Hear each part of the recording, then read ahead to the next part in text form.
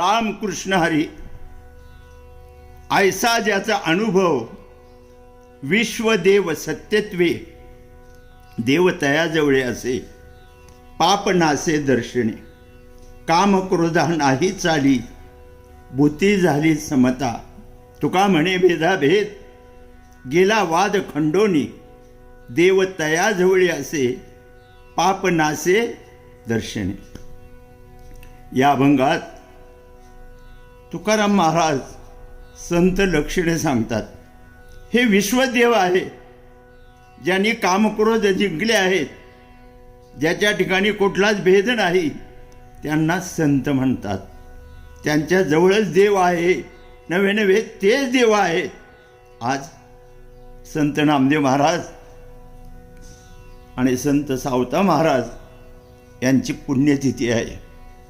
संत सावता महाराजांनी कांदामुळ्यात देव पाहिला, आपली बागाई शेती करून मोठ नाडा विहीर दोरी अवघी व्यापिली पंढरी, व्यापक असणाऱ्या पंढरीनाथाला हृदयात लपवले। संत नामदेवांनी कुत्रा या प्राण्यात देव पाहिला। हे विश्वच देव आहे, विश्वन वहे विश्वंभर वदे वेदांताचे सार।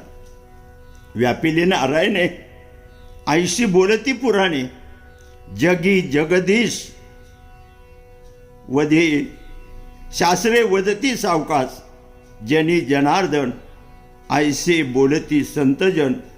संत सावता महाराज आणि संत नामदेवांनी आपापला पिढीजात असलेला व्यवसाय न सोडता व्यवसायातच देव ओळखला अरे धन्य ते संसारी।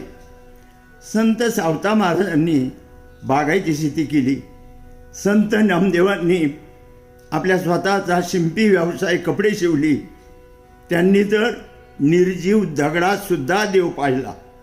दृष्टी सृष्टी न्याय या न्यायाने जशी दृष्टी असेल तसं दिसत असतं। देव दिसला, देव पाहिला। नामदेवराम महाराजांच्या कुटुंबात एकूण 14 माणसं, नारा विठा गोंदा महादा अशी 4 पुत्र, एक मुलगी, 4 सुना, माता पिता आणि 14वी दासी जनाबाई। एके दिवशी संत नामदेव शिवलेले कपडे घेऊन बाजारात विक्रीसाठी गेले। बाजारात कपडे मांडले, परंतु दिवसभरात एकही कपडा खपला नाही। परंतु नामदेवराव खिन्न झाले नाहीत, उदास झाले नाहीत, निराश न होता आपल्या स्वतःच्याच आनंदात कपडे गुंडाळले, गाठोडे बांधले आणि घरी निघाले। थंडीचा महिना होता। रस्त्यातून चालताना गार झुळूक येत होती। माळरानात त्यांना अनेक दगड दिसले। त्याने ते गाठोडे खाली उतरले, दगडांना हात लावला तर दगड अत्यंत गार पडले होते। नामदेवरायाचं प्रेम उचंबळून आलं की आता यांना सुद्धा थंडी वाजत असेल म्हणून शिवलेली ती लहान मोठी कपडे जेवढे जसे होते तसे, जसा लहान दगड असेल लहान अंगरखा, मोठा दगड असेल मोठा अंगरखा, असे सर्व दगडांना आपल्या गाठोड्यातील कपडे घातली। नामदेवराय एक पातळीत बोलत होते, आता ती दगड काय बोलत नव्हती, पण नामदेवराय मात्र बोलत होते। त्यांच्याशी बोलू लागले, अरे सर्वांना अगदी बरोबर कपडे आले की, पण या कपड्याचे पैसे कोण देणार? दगडच ती काय बोलणार? पण नामदेवराय स्वतःच बोलले, तुमच्याजवळ आज पैसे नसतील तर उधार घ्या, पण कोणीतरी जामीन द्या। जामीन म्हणून त्यातलाच एक मोठा दगड नामदेवरांनी डोक्यावर घेतला आणि कपडे खपली अशा आविर्भावात घरी निघाले। अंधार झाला होता। नामदेवरायांनी मागील परिसदारात तो दगड आणून ठेवला आणि पुढील दरवाजाने आता आई वाटच पाहत होती। सकाळी नामा गेलाय, रात्र झाली, अजून नामा आला नाही। तेवढ्याच आनंदाने नामाने दरवाजात आला आणि जोशात आईला म्हटला, आई आज सगळी कपडे खपली, पण उधार दिले.